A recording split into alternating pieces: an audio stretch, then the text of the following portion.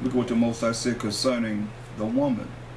And you think about, I look at animals, I look at, a lot of different programs that show animals being born and so forth. You don't see them crying and hollering. They just, if you ever seen animals have their litter,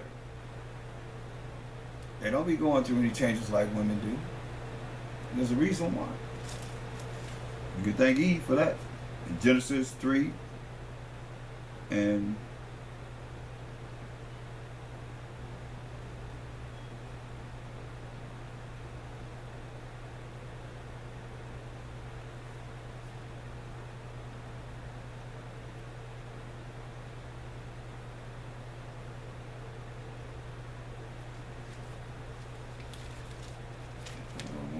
let's see, 3 and 16. Genesis 3 and 16.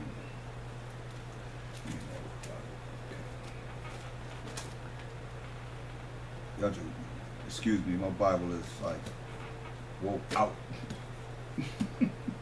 Genesis 3 and 16. I'm just gonna be trying to figure out what the words are. I can just read this one where I can see them. Genesis 3:16. Unto the woman he said, I will greatly multiply thy sorrow and thy conception. That's why, women are the only ones that really have a problem in having children. In sorrow thou shalt bring forth children. But the animals don't have a lot of complications like women, as far as, screaming and hollering and going off, the pain that you suffer. And thy desire shall be to thy husband. Just the law. It's one of the first laws the Most High gave us, besides the fact that we couldn't eat of the tree of good and evil. Now he comes back and says to the woman, she was your first in dealing with the law. It says, in sorrow thou shalt bring forth children, and thy desire shall be to thy husband, and he shall rule over thee. So the man's supposed to rule over the woman. Can't believe that in this world. Most women ruling over the men.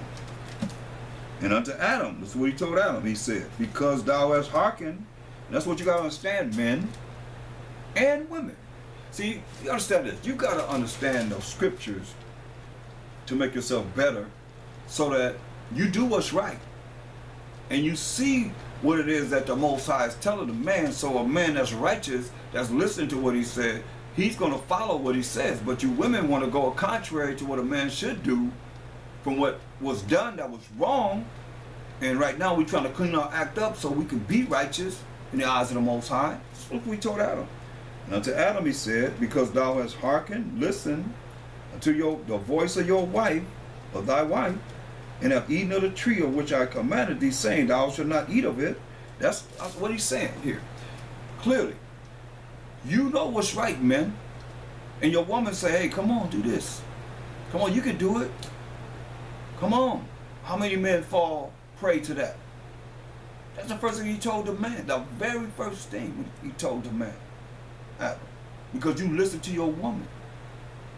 And you did what she said do, instead of what I said do.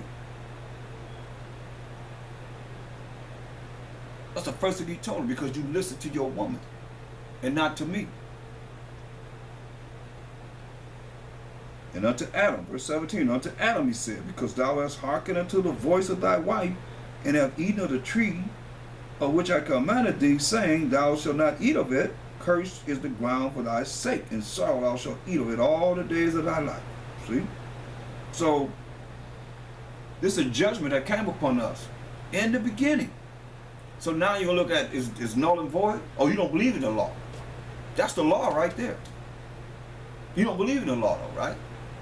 You can come up with a way to discredit it. That's the law. That's why men have to know what's right, and you will allow your woman to communicate with you, and you make the right decision. You're responsible for giving the right decision that's righteous in the eyes of the Most High power of Abraham, Isaac, and Jacob. No more, no less. So understand this, Exodus 15 and 3. You play with the Most High, Exodus 15 and 3. The Most High is a man of war. See? The Most High is a man of war. The Most High is his name, the power of Abraham, Isaac, and Jacob. So he's a man of war. And what do you do in war? Play around now. You kill people in war. That's why you better understand and fear the power of Abraham, Isaac, and Jacob. This is what he said. I love the Most High. He said this.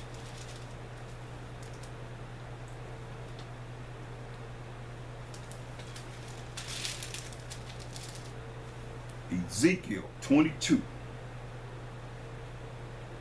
Remember, he's a man of war. He said,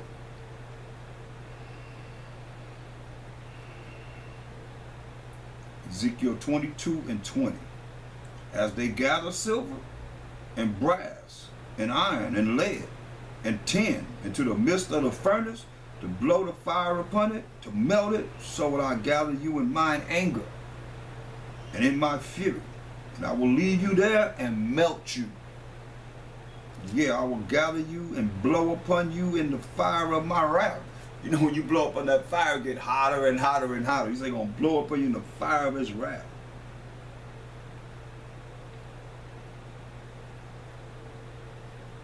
And ye shall be melted in the midst thereof. As silver is melted in the midst of the furnace, so shall ye be melted in the midst thereof. And ye shall know that I, the Most High, have poured out my fury upon you. That don't scare you? That don't make you afraid of him? Because some people say no. They don't really care. He said, I will melt you. That's enough for me to understand. You can fear the Most High and be afraid of him. And not just, you know, something that just go over these scriptures and it don't mean anything. You better understand. So if he say he'll melt you, that's his vengeance. Because when you look at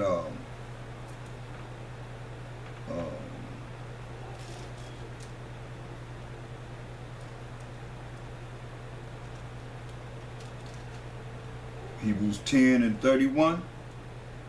Hebrews 10:31.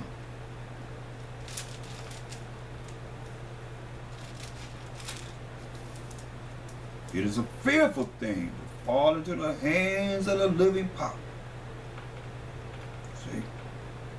It's a fearful thing. You're supposed to be afraid to fall into the hands of the Most High power, because he just said, I'm going to melt you. You know what he said? He said, I will melt you. Think he playing? He ain't playing. This is serious. He said, I will melt you. Can't get no serious than that. Say, I will melt you. Proverbs the 6th chapter. Proverbs 6 and 23. I have to go there because, you know, it's like, I don't know, it's almost like,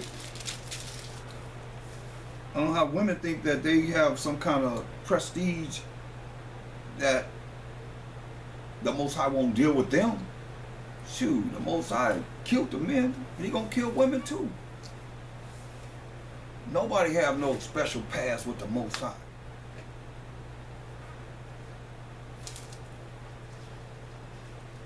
Proverbs 6:23. For the commandment is a lamp, and the law is light. And reproofs of instruction are the way of life, to keep thee from, look what he said. He said the commandment is a lamp and the law is light. And reproofs of instruction are the way of life. To do what? To keep you from the evil woman. Hear that? To keep you from the evil woman. From the flattery of the tongue of a strange woman. See? You got to deal with this. A lot of women are evil. And a lot of them don't even realize the evil that they are when it comes down to operating correctly as you are, and knowing as much as you should know to say you operating correctly as a Hebrew Israelite, daughter of Zion. Got to be taught. You have to be taught. This is not something you're going to get on your own. You have to be taught. And men got to hear this. That's why I was telling you. See, Adam knew the law, but what did he do? He followed Eve. And he first thing the Most High told him, because you hearken, because you listen to that woman. Because you listen to that woman. That's why you got to make the right decisions. You can't fall prey to emotions, and like it says, the law for the commandment is a lamp, and the law is light, and reproofs of instruction are the way of life, to keep thee from the evil woman, from the flattery of the tongue of a strange woman. You know, brothers go out there and meet these women, and they talk a good talk. Next thing you know, they find out they're evil. Now they sin. Now they caught up in sins. Why? Because they have allowed this woman to direct their path. Listen what it says. Lust not after her beauty in thine heart. Don't look at a woman and, oh man, she's fine. In your mind, you think, oh man, look at her, she's banging, wow. So don't lust after her because of her beauty. In thine heart, in your mind. Neither let her take thee with her eyelids. She be blinking her eye, wink her eye at you. Blink them eyes at you. Same thing happening now. Most I know, ain't nothing new under the sun.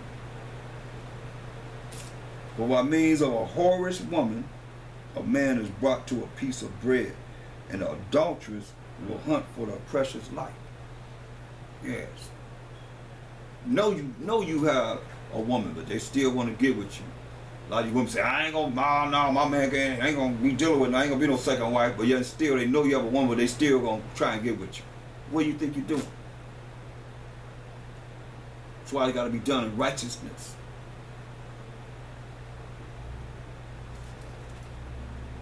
But you trying to go, you know you with a man. You with a man, and then you're gonna go outside your marriage and weaken your eyes at somebody else. That's why the scripture says a woman can have every man. Why you gotta deal with it according to this word.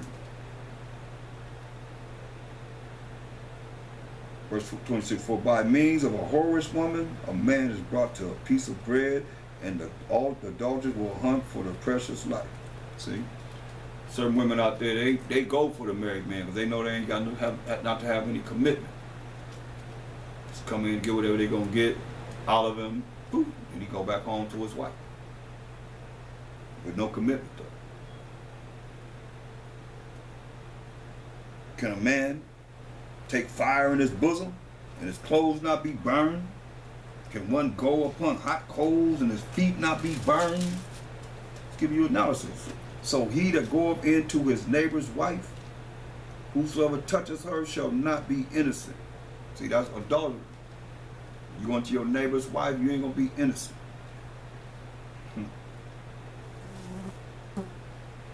That's adultery.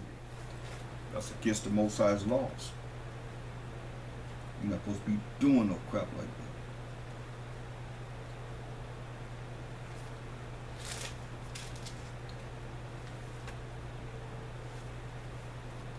Verse 32. But whoso committed adultery with a woman lacketh understanding. He that doeth it destroyeth his own soul. See, when a man committed adultery with another man's woman, they lack of understanding. But then it happens all the time, and everybody uplift the person that's doing it. They lack understanding. But you think they have understanding. It's telling you here clearly. But whoso committeth adultery with a woman lacketh understanding. He that doeth it destroyeth his own soul. A wound and dishonor shall he get, and his reproach shall not be wiped away. His disgrace shall not be wiped away. This is something serious. For jealousy is the rage of a man. Therefore he will not spare in the day of vengeance.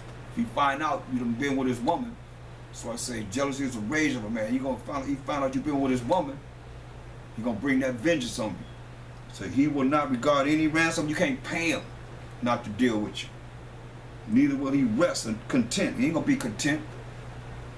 Though thou giveth many gifts, though you try and buy your way out of this, he said, no. can't do it. It's not going to happen. He ain't want to hear it. He's going to bring that vengeance. So he said he will not spare in the day of vengeance. Do you try and buy your way out of it? Nope, it's not going to happen. That's why you got to be righteous. We got to watch what we do.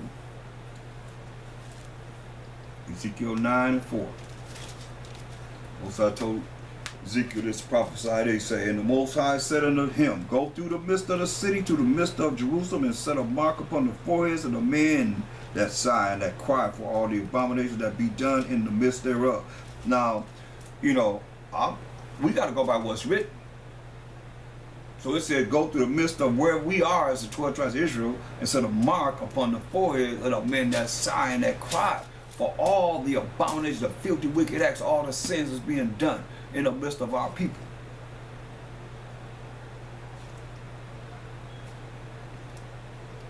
Gotta hate what you see happening to our people.